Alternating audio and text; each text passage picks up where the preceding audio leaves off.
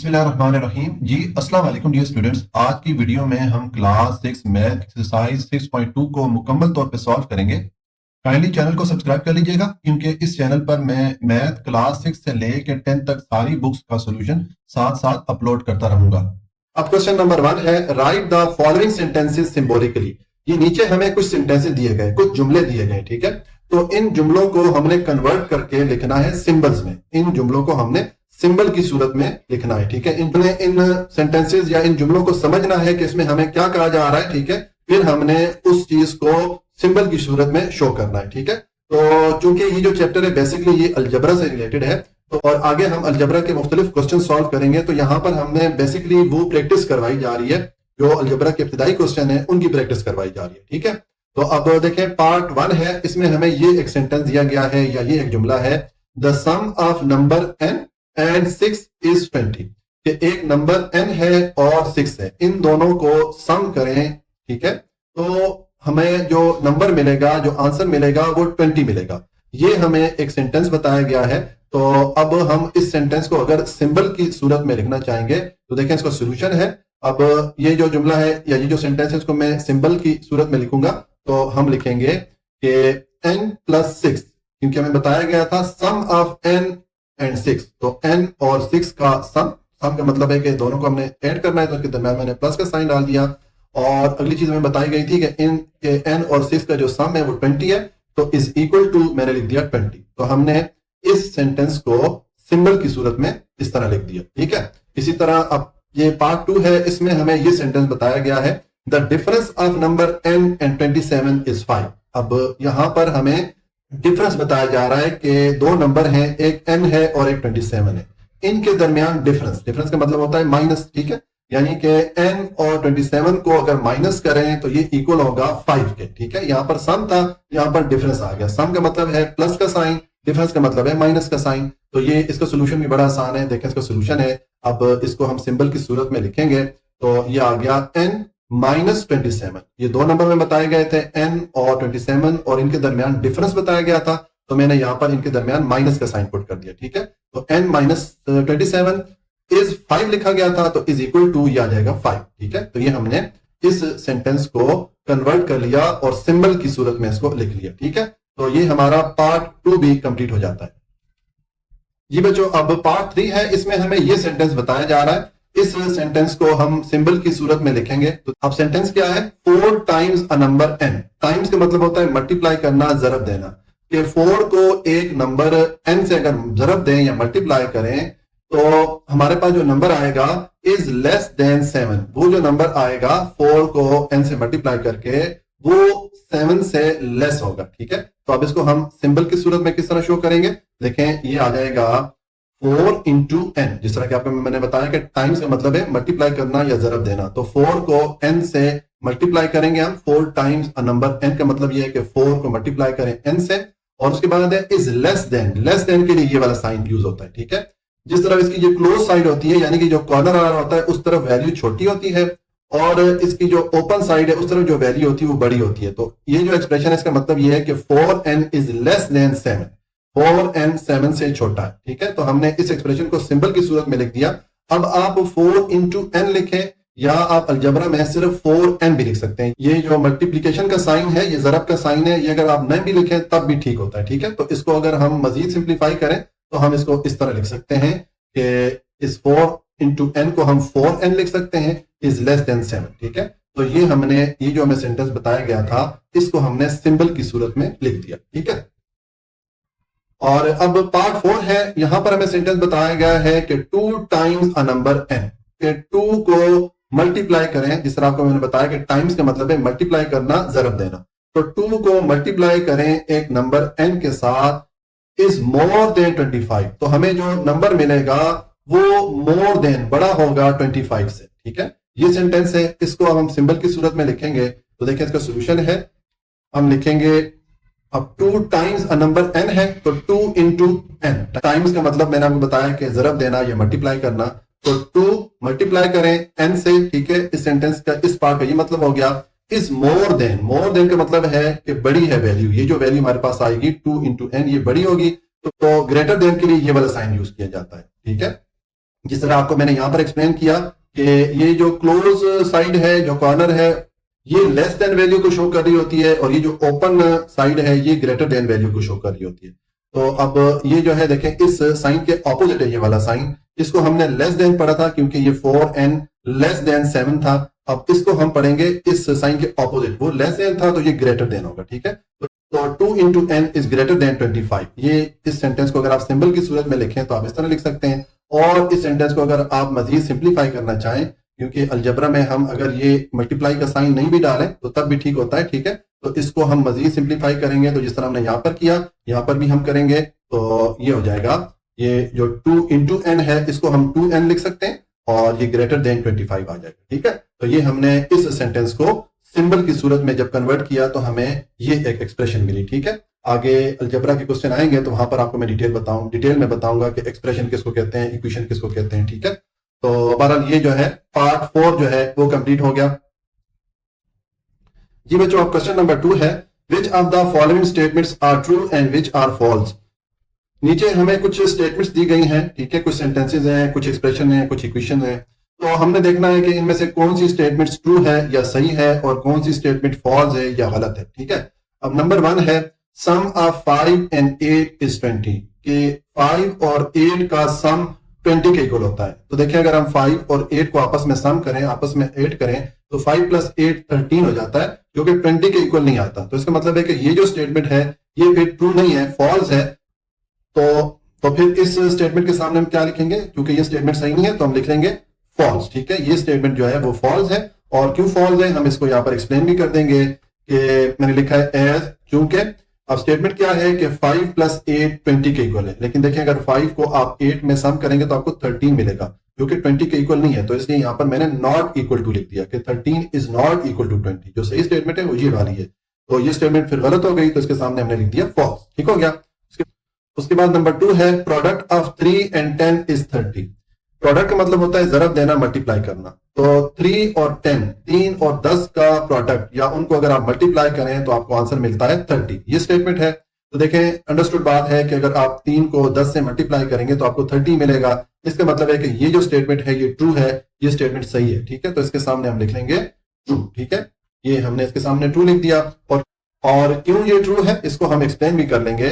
कि मैंने लिखा है एज, चूंकि अब स्टेटमेंट क्या थी, 3 और 10 का प्रोडक्ट, तो 3 और 10 को मल्टीप्लाई करें तो ये 30 के इक्वल आता है, ये स्टेटमेंट थी। तो देखें ये 3 को 10 से मल्टीप्लाई करें तो 30 आ जाएगा, ठीक है। यानी कि ये इक्वेशन की दोनों साइड इक्वल आ गई, तो इसका मतलब ये है कि ये जो स्टेटमेंट है ये ट्रू है, ठीक हो गया। उसके बाद नंबर 3 है, अब यहां पर हमें ये इक्वेशन दी गई है 9 प्लस 19 इज इक्वल टू 28। तो देखें ये तो अंडरस्टूड बात है, 9 को अगर 19 में ऐड करेंगे तो आपको 28 ही मिलेगा, ठीक है। तो ये जो स्टेटमेंट है, यही जो इक्वेशन है ये ट्रू है, तो इसके सामने हम ट्रू लिख लेंगे। और इसको भी हम एक्सप्लेन कर लेते हैं, क्योंकि हम बाकी पार्ट में एक्सप्लेनेशन डालते हैं। तो देखें अब इसकी एक्सप्लेनेशन हो जाएगी।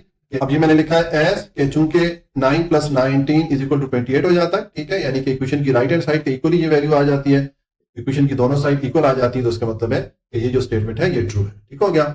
और उसके बाद नंबर 4 है, यहां पर हमें स्टेटमेंट दी गई है 6 प्लस और ब्रैकेट में 8 माइनस 2 इज इक्वल टू 0। तो देखें इसको अगर हम सॉल्व करें, इसको जब सॉल्व करेंगे तो हमें आइडिया हो जाएगा कि ये जो स्टेटमेंट है ये ट्रू है या फॉल्स है। तो इसको अगर आप सॉल्व करेंगे तो देखें ये आ गया 6 plus 8 minus 2 is equal to 0। ये वाली जो हमें इक्वेशन दी गई थी ये पहले मैंने लिख दी। अब आप इसको सॉल्व करें, इस इक्वेशन की जो लेफ्ट हैंड साइड है इसको अगर आप सॉल्व करें तो ये पहले ये ब्रैकेट वाला पार्ट सॉल्व करेंगे, तो आप 8 में से 2 को माइनस करें तो 6 आ जाता है। तो यहां पर हमारे पास 6 और इधर भी हमारे पास प्लस 6 आ गया, तो ये 6 प्लस 6 12 हो जाता है। तो यहां पर देखिए इक्वेशन की लेफ्ट हैंड साइड पे हमारे पास 12 आ गया, ठीक है। और इक्वेशन की राइट हैंड साइड पे हमें 0 बताया गया था, तो 12 जो है वो 0 के इक्वल नहीं है, तो मैंने लिख दिया 12 इज नॉट इक्वल टू 0। तो इसका मतलब है कि ये जो स्टेटमेंट है ये फॉल्स है, सही नहीं है, तो इसके सामने हम लिख लेंगे फॉल्स। तो इस तरह ये हमने पार्ट 4 भी कंप्लीट कर लिया। अब पार्ट 5 है, यहां पर हमें ये स्टेटमेंट दी गई है, ये एक एक्सप्रेशन है 7/8 प्लस 3 इज ग्रेटर देन 16, ठीक है। तो उसके लिए हमें ये जो इनइक्वालिटी दी गई है, ये जो एक्सप्रेशन है, इसकी ये जो लेफ्ट हैंड साइड है 7/8 प्लस 3, पहले हम इसको सॉल्व करते हैं, हम देखते हैं यहाँ इसका हमारे पास क्या आंसर आता है, तो तभी हम बता सकेंगे कि ये स्टेटमेंट ट्रू है या फॉल्स है, ठीक है। तो देखिए अगर इसको हम सॉल्व करते हैं तो ये आ जाएगा। देखें ये जो इस एक्सप्रेशन की जो लेफ्ट हैंड साइड है 7/8 + 3, इसको हम इस तरह लिख सकते हैं 7/8 प्लस और 3 को 3/1 लिख सकते हैं, क्योंकि ये 3 का जो नीचे वाला डिजिट है वो 1 है, इसका जो डिनोमिनेटर है वो 1 है। तो यूजुअली 1 को लिखा नहीं जाता, लेकिन यहाँ इसके नीचे 1 मौजूद है, तो अगर इसको आप पूरा लिखेंगे तो 3/1 लिखेंगे। तो अब आपके पास ये दो फ्रैक्शंस आ रही हैं, दो बटा की सूरत में वैल्यूज आ रही हैं। इसको सॉल्व करेंगे तो आपको इन दोनों का एलसीएम लेना पड़ेगा, ठीक है। तो एलसीएम हम किस तरह लेंगे, देखें एलसीएम 8 और 1 का जो आएगा वो 8 ही आएगा, ठीक है। तो इन दोनों फ्रैक्शन का एलसीएम 8 आ गया। अब ये 8 इस 8 पे डिवाइड होता है 1 टाइम, उस 1 को आप इस 7 से मल्टीप्लाई करेंगे तो 7 आ जाएगा। और यहां पर ये 1 इस 8 पे डिवाइड होता है 8 टाइम, तो उस 8 को आप इस 3 से मल्टीप्लाई करेंगे तो ये 24 हो जाएगा। तो ये 7 + 24 डिवाइडेड बाय 8 आ गया। अब इसको आप फर्दर सिंप्लीफाई करें, 7 को 24 में ऐड करेंगे तो ये 31 हो जाएगा और डिवाइडेड बाय 8 हो जाएगा, ठीक है। तो अब जब आप 31 पे 8 को डिवाइड करेंगे तो आपको आंसर मिलेगा 3.9, ठीक है। तो अब देखें ये जो हमारे पास एक्सप्रेशन थी, इसकी जो लेफ्ट हैंड साइड है उसकी वैल्यू हमारे पास क्या आ गई, 3.9 आ गई। अब 3.9 जो है वो 16 से छोटी वैल्यू है, लेकिन यहां पर लिखा गया है कि ये वाली जो साइड है इज ग्रेटर देन 16, ये जो साइन है ये ग्रेटर देन साइन है, ठीक है। तो इसका मतलब है कि ये जो स्टेटमेंट है या ये जो एक्सप्रेशन है ये फिर फॉल्स है, सही नहीं है, क्योंकि इसकी जो लेफ्ट हैंड साइड है वो छोटी है, बड़ी नहीं है। तो इसलिए हम इस स्टेटमेंट के सामने जो है लिख लेंगे कि ये स्टेटमेंट फॉल्स है या गलत है, ठीक है। तो इस तरह ये पार्ट 5 भी हमारा कंप्लीट हो जाता है और इसके साथ ही क्वेश्चन नंबर 2 भी कंप्लीट हो जाता है। अब क्वेश्चन नंबर 3 है, right the values of unknown which satisfy the following statement. नीचे हमें कुछ स्टेटमेंट्स दी गई हैं और इनमें देखें कुछ खाली जगह आ रही हैं, कुछ ब्लैंक स्पेसेस आ रही हैं, ये अननोन वैल्यूज हैं। तो हमने ये जो अननोन वैल्यूज है ये हमने मालूम करनी है, इनको हमने आइडेंटिफाई करना है, ठीक है। ऐसी वैल्यू हमने मालूम करनी है कि जब वो वैल्यू यहां पर हम पुट करें तो हमारी जो इक्वेशन है ये ट्रू वेरीफाई हो जाए, यानी कि इसकी लेफ्ट हैंड साइड और राइट हैंड साइड इक्वल आ जाए, ठीक है। तो क्या पार्ट 1 है, इसमें हमें ये इक्वेशन दी गई है, इसको हमने सॉल्व करना है। तो इसका सोल्यूशन है, सबसे पहले मैंने ये इक्वेशन लिखी। अब इसमें ये जो अननोन वैल्यू है ये हमने मालूम करनी है। तो हम ये करते हैं कि ये जो अननोन वैल्यू है, जो वैल्यू हमें मालूम नहीं है, जो कि जिसको हमने मालूम करना है, इसको हम एक्स के इक्वल रख लेते हैं, ठीक है। तो देखें अब इसका सोल्यूशन है, मैंने ये जो अननोन वैल्यू थी जो हमने मालूम करनी है इसको मैंने एक्स के इक्वल रख दिया और प्लस बाकी हमारे पास जो वैल्यूज आ रही थी वो मैंने लिख दी। अब हमारे पास ये इक्वेशन बन रही है, इसमें हमें इस एक्स की वैल्यू मालूम करनी है, तो एक्स को हम एक तरफ रखेंगे और ये जो +18 है इसको हम इक्वेशन की दूसरी तरफ लेके जाएंगे। तो जब हम इस 18 को दूसरी तरफ लेके जाएंगे तो इसका साइन चेंज हो जाएगा, यहाँ पर प्लस है, दूसरी तरफ जाके ये माइनस हो जाएगा। तो ये 36 - 18 हो जाएगा और 36 में से 18 को माइनस करेंगे तो आपको आंसर मिलेगा 18। इसका मतलब है एक्स की वैल्यू हमारे पास क्या आ गई, 18 आ गई। और एक्स को हमने किसके इक्वल रखा था, ये जो हमारे पास अननोन वैल्यू थी इसके इक्वल रखा था। इसका मतलब है कि ये जो अननोन वैल्यू थी, जो वैल्यू हमें मालूम नहीं थी, उसकी वैल्यू हमारे पास आ गई है 18। तो यहां पर हम इक्वेशन में पुट कर लेंगे 18 को, ठीक है। तो इस तरह ये हमारा पार्ट 1 कंप्लीट हो जाता है। जी बच्चों, अब पार्ट 2 है, हमें यहां पर जो एक्सप्रेशन दी गई है ये रेशो की फॉर्म में है, ये 3:5 और उसके बाद ये प्रोपोर्शन का साइन आ रहा है और फिर ये अननोन वैल्यू या ब्लैंक स्पेस आ रही है, ठीक है। इसकी वैल्यू हमने फाइंड करनी है, तो ये अननोन वैल्यू रेशो 10, ठीक है। हमारे पास इस तरह ये एक्सप्रेशन आ रही है, इसको हमने सॉल्व करना है। तो देखें अब इसका सोल्यूशन है, अब ये प्रोपोर्शन की सूरत में हमारे पास एक एक्सप्रेशन आ रही है, ठीक है। इसमें एक तो हम ये करेंगे कि ये जो अननोन वैल्यू है जो हमने मालूम करनी है इसको हम एक्स के इक्वल रख लेंगे, सबसे पहला काम ये करेंगे। दूसरा, ये जो प्रोपोर्शन का साइन आ रहा है इसको सॉल्व करने के लिए हम चेंज कर लेंगे इसको इक्वल के साइन के साथ, इसको इक्वल के साइन में तब्दील कर लेंगे। तो जब भी प्रोपोर्शन का जो साइन होता है इसको इक्वल के साइन में चेंज करते हैं तो फिर इसकी ये जो बाय वाली दो वैल्यूज होती हैं, ये 3 और 10, जिनको के एक्सट्रीम बी कहा जाता है, इनको आपस में मल्टीप्लाई कर लेते हैं और ये अंदर वाली जो दो वैल्यूज हैं, ये 5 और ये जो ब्लैंक स्पेस है जिसको हम एक्स के इक्वल रखेंगे, इनको के मीन्स भी कहा जाता है, तो इनको आपस में मल्टीप्लाई कर लेते हैं, ठीक है। हम इस प्रोपोर्शन के साइन को इक्वल के साइन के साथ तब्दील करेंगे और बाहर की वैल्यूज यानी कि एक्सट्रीम को आपस में मल्टीप्लाई करेंगे और अंदर की वैल्यूज यानी कि मीन्स को आपस में मल्टीप्लाई करेंगे, ठीक है। तो देखें अब इसका सोल्यूशन है, हम इसको सॉल्व करेंगे। तो ये देखें, पहले तो आपको मैंने बताया था कि जो ब्लैंक स्पेस है या अननोन वैल्यू है जो हमने मालूम करनी है इसको हम एक्स के इक्वल रख लेंगे, तो ये मैंने एक्स के इक्वल इसको रख दिया। अब नेक्स्ट स्टेप में मैंने आपको बताया कि ये जो प्रोपोर्शन का साइन आ रहा है इसको हम तब्दील करेंगे इक्वल के साइन के साथ।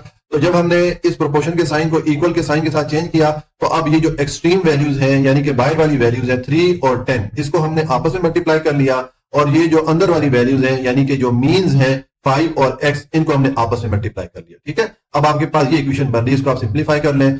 तो देखें इक्वेशन की लेफ्ट साइड पे 3 इंटू 10, तो 3 को 10 से मल्टीप्लाई करेंगे तो ये 30 आ जाएगा। ठीक है, और इज इक्वल टू इक्वेशन की राइट साइड पे हमारे पास 5 इंटू एक्स आ जाएगा। अब हमें x की वैल्यू चाहिए, तो इस 5 को हम दूसरी तरफ लेके जाएंगे इक्वेशन की। ठीक है, तो यहां पर ये 5x के साथ मल्टीप्लाई हो रहा है, दूसरी तरफ जाके ये 30 पे डिवाइड हो जाएगा। ठीक है, तो इक्वेशन की साइड पे हमारे पास x रह गया और इस 5 को दूसरी तरफ हम 30 पे ले गए, डिवाइड कर दिया हमने। ठीक है, तो अब ये 5 1 द 5 और 5 30 पे डिवाइड होता है 6 टाइम, तो हमारे पास x की वैल्यू क्या आ गई, 6 आ गई। यानी कि ये जो अननोन वैल्यू थी जिसको हमने x के इक्वल रखा था, इसकी वैल्यू हमारे पास 6 आ गई है। ठीक है, तो हम ये ऊपर जो एक्सप्रेशन है यहां पर ये जो वैल्यू हमने मालूम की है इसको हम एंटर कर लेते हैं, तो इस तरह ये हमने अननोन वैल्यू मालूम कर ली। ठीक हो गया, तो इस तरह ये पार्ट 2 हमारा कंप्लीट हो जाता है।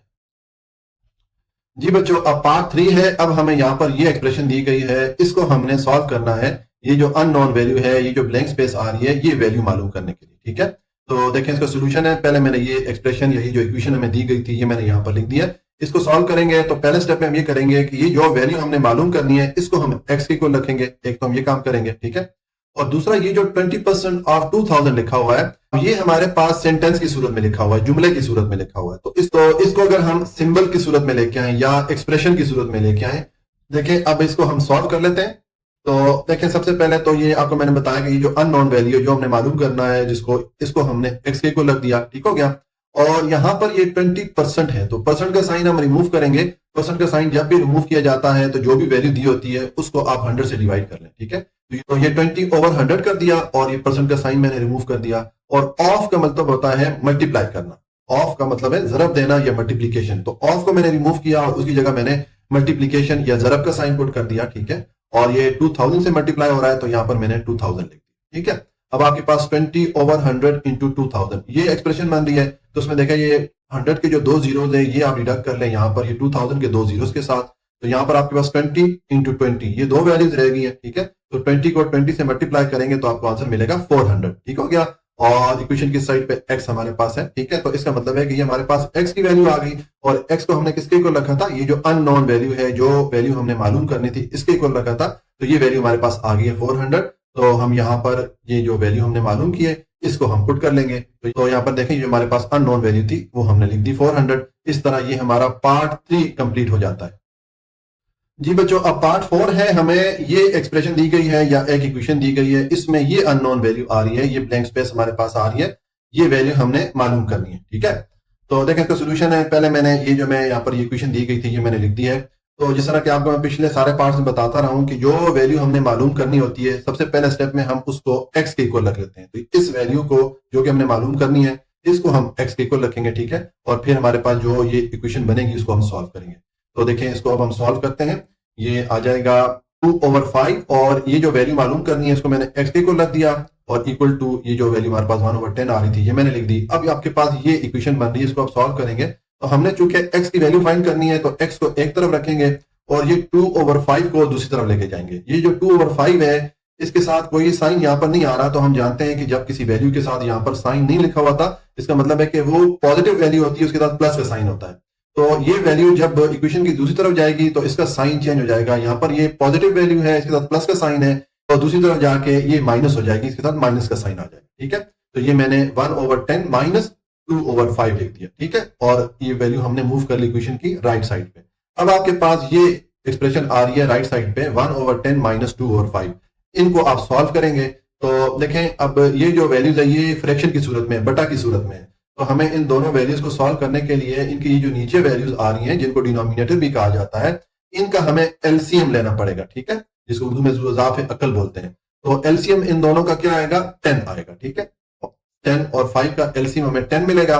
अब ये 10 इस 10 पे डिवाइड होगा 1 टाइम, उस 1 को आप इस 1 से मल्टीप्लाई करें तो आपको 1 मिलेगा। उसके बाद ये माइनस का साइन आ गया, और अब ये 5 इस 10 पे डिवाइड होता है 2 टाइम, उस 2 को आप इस वाले 2 से मल्टीप्लाई करेंगे तो आपको आंसर मिलेगा 4। ठीक है, तो ये आपके पास एक्सप्रेशन बन गई 1 माइनस 4 डिवाइडेड बाय 10। ठीक है, अब आप 1 को 4 में से माइनस करें तो आपको आंसर मिलेगा 3, और साइन किसका आएगा, बड़ी वैल्यू का, क्योंकि ये जो 4 है इसके साथ माइनस का साइन था और 4 1 से बड़ा था, तो यहां पर मैंने माइनस का साइन पुट कर दिया आंसर के साथ। ठीक है, तो ये -3 डिवाइडेड बाय 10, ये हमारे पास x की वैल्यू आ गई, और x को हमने ये जो अननोन वैल्यू थी इसके को रखा था।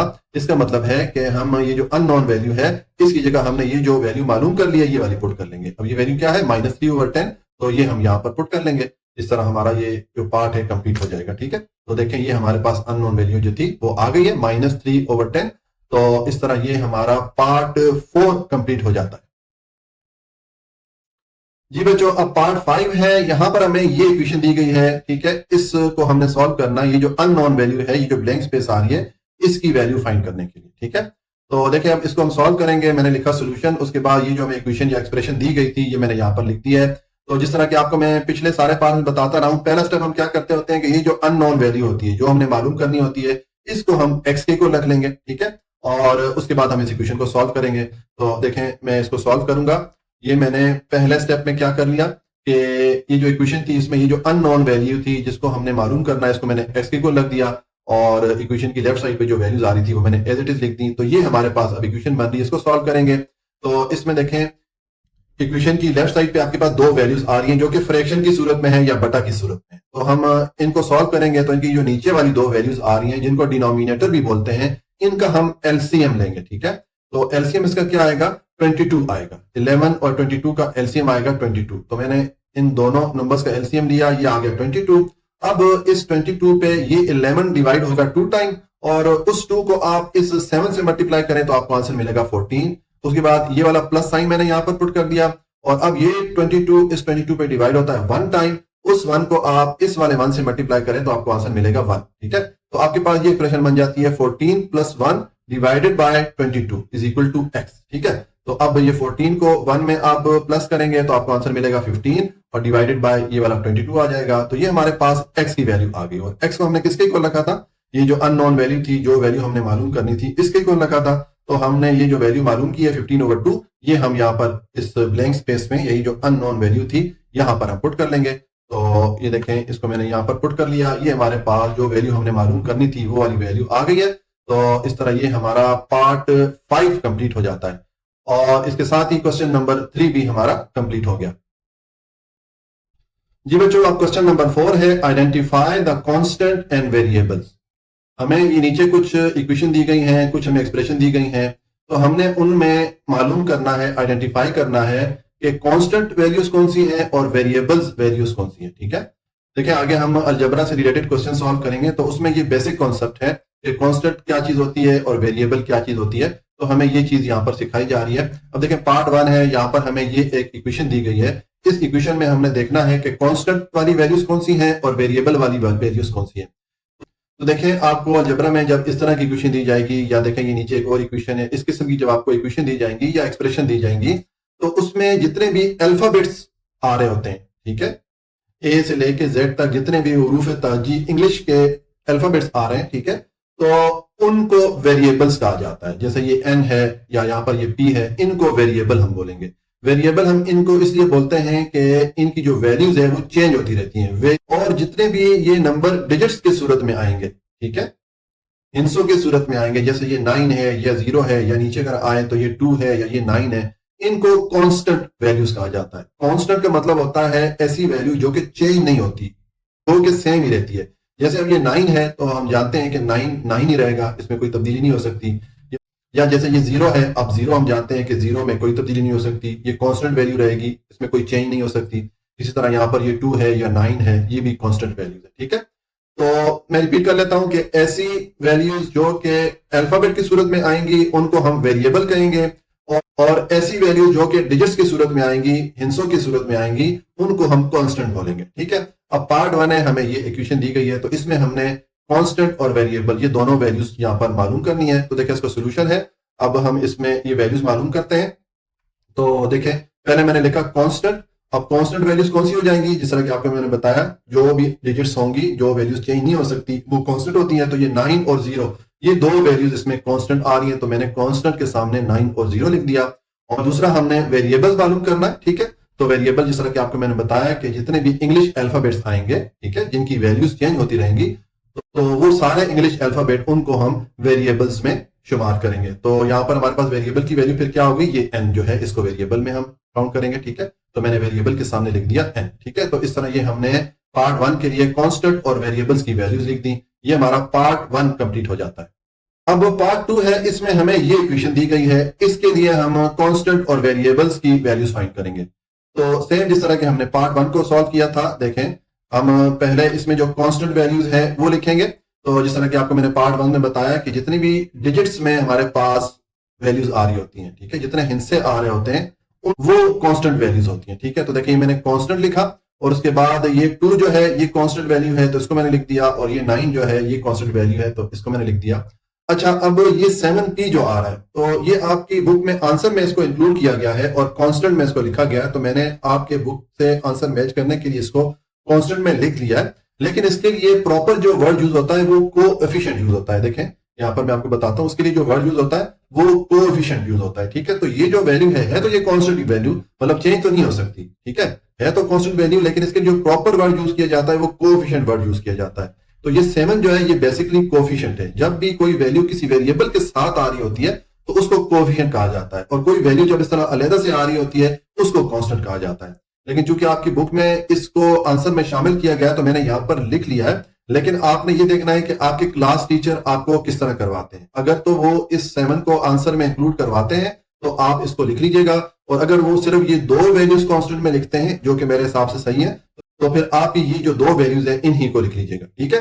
तो यहां पर आपने जरा ये कॉन्सेप्ट क्लियर रखना है। और उसके बाद नेक्स्ट हमने वेरिएबल की वैल्यू फाइंड करनी है इस इक्वेशन में। तो आपको मैंने बताया था कि जितने भी इंग्लिश अल्फाबेट्स आएंगे उनको हम वेरिएबल में शामिल करेंगे। तो यहां पर सिर्फ एक ही इंग्लिश अल्फाबेट है पी, ठीक है, तो वेरिएबल के सामने मैंने लिख दिया पी, ठीक है। और वेरिएबल्स का मैंने आपको बताया था कि वेरिएबल्स की जो वैल्यूज हैं वो चेंज होती रहती हैं, ठीक है। कांस्टेंट की वैल्यू फिक्स रहती है, ठीक है, जैसे ये 2 है या 9 है या 7 है, तो ये वैल्यूज अब फिक्स है, इनमें हम कोई तब्दीली नहीं कर सकते हैं। लेकिन ये जो पी है इसकी मुख्तलिफ हमारे पास वैल्यूज आ सकती हैं, ठीक है।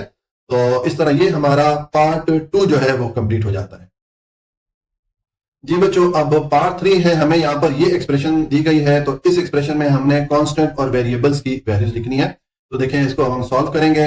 पहले हम इसमें जो कांस्टेंट वैल्यूज आ रही है वो लिखेंगे। तो देखें मैंने लिखा है कांस्टेंट, और कांस्टेंट के साथ मैंने ये 1/3 ये वैल्यू आ रही थी तो ये मैंने इसके सामने लिख दिया। लेकिन यहाँ पर अगेन मैं रिपीट करता हूं, जिस तरह के मैंने पार्ट 2 में एक्सप्लेन किया था कि इस तरह की वैल्यूज जो कि किसी वेरिएबल के साथ आ रही होती हैं, इसके लिए एक वर्ड यूज किया जाता है कोएफिशिएंट का, ठीक है। यहाँ पर जिस तरह को मैंने पार्ट 2 में बताया था, यहाँ पर अगेन मैं उसको रिपीट कर रहा हूं कि इस तरह की वैल्यूज के लिए वर्ड यूज होता है कोएफिशिएंट। होती तो ये वैल्यू कांस्टेंट है। कांस्टेंट कौन सी वैल्यू होती है जो कि चेंज नहीं हो सकती? तो बेसिकली ये वैल्यूज होती तो कांस्टेंट ही है, लेकिन इनके लिए प्रॉपर वर्ड यूज किया जाता है कोएफिशिएंट, ठीक है। लेकिन आपकी बुक में चूंकि आंसर में इसको कांस्टेंट में इंक्लूड किया गया है, कांस्टेंट के सामने इसको लिखा गया है, तो मैंने लिख लिया है ताकि हमारा आंसर आपकी बुक के आंसर के साथ मैच हो सके। लेकिन आपने अपने क्लास टीचर को देखना है। अगर क्लास टीचर इसको कांस्टेंट में शामिल नहीं करते तो फिर आपने शामिल नहीं करना, क्योंकि इसके लिए प्रॉपर वर्ड यूज होता है कोएफिशिएंट, ठीक है। लेकिन अगर क्लास टीचर आपको ये लिखवाते हैं आंसर में तो फिर आप भी लिख लीजिएगा, ठीक हो गया।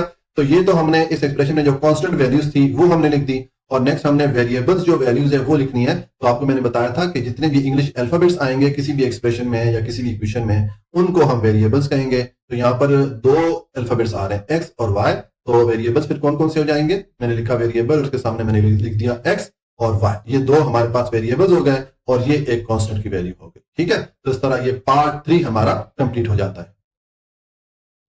जी, अब पार्ट 4 है, हमें ये इक्वेशन दी गई है, तो हमने इस इक्वेशन में देखना है कि कांस्टेंट वैल्यूज कौन सी है और वेरिएबल वैल्यूज कौन सी है, ठीक है। तो देखें अब इसको हम सॉल्व करेंगे। पहले जो कांस्टेंट वैल्यूज हैं वो हम लिखते हैं। तो देखें इसमें मैंने आपको बताया था कांस्टेंट वैल्यूज कौन सी होती हैं, जितनी भी हमारे पास डिजिट या हिस्सों में वैल्यूज आ रही होती है, जैसे ये 4 है या 9 है, तो ये मैंने यहाँ पर कांस्टेंट के सामने ये दोनों वैल्यूज लिख दी, और इसके साथ मैंने ये 7 भी लिख दिया। ये 7 आई के साथ आ रहा है क्योंकि आपके बुक में इसको भी आंसर में इंक्लूड किया गया है, आंसर में शामिल किया गया है। लेकिन जिस तरह कि आपको मैंने पिछले 2 पार्ट्स में बताया कि जो वैल्यू किसी वेरिएबल के साथ आ रही होती है उसके लिए प्रॉपर जो वर्ड है वो यूज किया जाता है, वो कहते हैं उसको कोएफिशिएंट। तो ये 7 जो है बेसिकली ये कोएफिशिएंट है, ठीक है तो ये कांस्टेंट वैल्यू कौन सी होती है? जो कि चेंज नहीं हो सकती, जो कि तब्दील नहीं हो सकती। तो 7 जो है ये कांस्टेंट वैल्यू ही है, क्योंकि 7 तो 7 ही रहेगा, इसमें कोई तब्दीली तो नहीं हो सकती। लेकिन इसके लिए जो प्रॉपर वर्ड यूज किया जाता है वो कोएफिशिएंट यूज किया जाता है, ठीक है। तो ये जो 7 है ये कोएफिशिएंट है, और ये 4 और 9 जो है ये कांस्टेंट वैल्यूज है, ठीक है। जो अगर आप बिल्कुल प्रॉपर सही अगर आंसर लिखना चाहें तो सिर्फ ये 4 और 9 को हम कांस्टेंट में लिखेंगे, और 7 के लिए हम कोएफिशिएंट का वर्ड यूज करेंगे। लेकिन चूंकि आपके बुक में इस 7 को भी कांस्टेंट में शामिल किया गया तो मैंने इसको यहाँ पर लिख तो लिया है, ठीक है। लेकिन आपने अपने क्लास टीचर को देखना है। अगर क्लास टीचर आपको सिर्फ ये दो वैल्यूज 4 और 9 कांस्टेंट में लिखवाते हैं तो फिर आप ये दो वैल्यूज लिखिएगा, और अगर आपके क्लास टीचर साथ में ये 7 भी शामिल करवाते हैं कांस्टेंट वैल्यूज में तो फिर आप ये 7 भी साथ में लिख लीजिएगा। ठीक हो गया? तो ये तो हमने कांस्टेंट वैल्यूज लिखनी। अब वेरिएबल हम लिखेंगे, तो आपको मैंने बताया था कि किसी भी इक्वेशन या एक्सप्रेशन में जितने भी अल्फाबेट्स आएंगे इंग्लिश के वो वेरिएबल्स कहलाते हैं। तो यहाँ पर सिर्फ एक अल्फाबेट है आई, ठीक है? तो वेरिएबल के सामने मैंने ये जो वेरिएबल हमारे पास वैल्यू आ रही थी आई, इसको मैंने लिख दिया। तो ये हमने इस इक्वेशन के लिए कांस्टेंट और वेरिएबल्स की वैल्यूज अलग-अलग करके लिख ली। तो इस तरह पार्ट 4 हमारा कंप्लीट हो गया। अब पार्ट 5 है, हमें ये एक्सप्रेशन दी गई है तो इसमें हमने वेरिएबल और कांस्टेंट की वैल्यूज को अलग-अलग करके लिखना है। तो इसका तो बहुत ही सिंपल सॉल्यूशन है। देखें, पहले हम कांस्टेंट वैल्यूज लिखते हैं। तो कांस्टेंट वैल्यूज कौन सी होती है? किसी भी इक्वेशन या एक्सप्रेशन में जितने भी डिजिट्स हमारे पास आ रहे होते हैं, ठीक है, जितने हमारे पास हिस्से आ रहे होते हैं वो कांस्टेंट वैल्यूज कहलाते हैं। ठीक है, तो यहाँ पर ये 8 है हमारे पास, एक ही हमारे पास डिजिट है तो कांस्टेंट के सामने मैंने लिख दिया 8। ये कांस्टेंट वैल्यू जो आ रही थी उसको हमने अलग लिख लिया। और अब वेरिएबल हम लिखेंगे तो आपको मैंने बताया जितने भी अल्फाबेट्स आएंगे इंग्लिश अल्फाबेट उनको हम वेरिएबल में शामिल करते हैं। तो यहाँ पर एम और एन दो अल्फाबेट्स आ रहे हैं तो वेरिएबल के सामने मैंने लिख दिया एम और एन। तो इस तरह हमने इस एक्सप्रेशन के लिए कांस्टेंट और वेरिएबल्स की वैल्यूज को अलग-अलग करके लिख लिया। तो ये हमारा पार्ट 5 भी कंप्लीट हो गया। अब पार्ट 6 है, हमें ये एक्सप्रेशन दी गई है। इस एक्सप्रेशन के लिए हम कांस्टेंट और वेरिएबल ये दोनों वैल्यूज अलग-अलग करके लिखेंगे।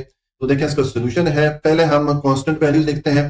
तो देखें कांस्टेंट वैल्यूज कौन सी होती हैं, मैंने आपको पिछले सारे पार्ट्स में बार बार रिपीट करके बताया है कि किसी भी एक्सप्रेशन या इक्वेशन में जितने भी डिजिट्स आएंगे, जितने भी हिस्से आएंगे वो कांस्टेंट वैल्यूज कहलाती हैं। ठीक है, जैसे कि यहाँ पर ये -37 है तो कांस्टेंट के सामने मैंने इसको लिख दिया -37।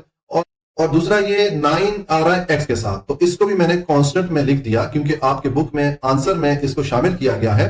लेकिन जिस तरह के आपको मैं पिछले 3-4 पार्ट्स मैंने बार बार इसको रिपीट किया है कि इस तरह जब कोई डिजिट या हिस्सा किसी वेरिएबल के साथ आ रहा हो तो फिर उसके लिए प्रॉपर जो वर्ड है वो यूज किया जाता है कोएफिशिएंट। ठीक है, इसके लिए जो प्रॉपर वर्ड है वो कोएफिशिएंट यूज किया जाता है। तो इस 9 को हम कोएफिशिएंट बोलेंगे। ठीक है, लेकिन चूंकि आपके बुक में आंसर में इसको कांस्टेंट में शामिल किया गया है तो मैंने बुक के साथ आंसर मैच करने के लिए यहाँ पर 9 लिख दिया है। लेकिन आप अपने क्लास टीचर को देखिएगा, अगर क्लास टीचर इस 9 को भी कांस्टेंट में शामिल करवाते हैं आपको तो फिर आप इसको लिख लीजिएगा। और अगर क्लास टीचर इसको नहीं लिखवाते, सिर्फ -37 को कांस्टेंट में लिखवाते हैं तो फिर आप सिर्फ -37 लिखिएगा। ठीक हो गया? तो ये हमने कांस्टेंट वैल्यूज लिख ली इस एक्सप्रेशन में। अब वेरिएबल्स हम लिखेंगे तो आपको मैंने बताया था जितने भी इंग्लिश अल्फाबेट्स आएंगे उनको हम वेरिएबल्स कहते हैं किसी भी एक्सप्रेशन या इक्वेशन में। तो यहाँ पर x और y दो वेरिएबल्स हैं। ठीक है, तो मैंने लिख दिया variable is equal to x और y। ठीक है, तो इस तरह ये हमने इस एक्सप्रेशन में कांस्टेंट और वेरिएबल्स की वैल्यूज को अलग-अलग करके लिख दिया। तो ये हमारा पार्ट 6 भी कंप्लीट हो गया और इसके साथ ही एक्सरसाइज 6.2 भी हमारी कंप्लीट हो जाती है। जी बच्चों, आज के लिए इतना ही। अगर हो सके तो वीडियो को लाइक, सब्सक्राइब और शेयर भी कर लें।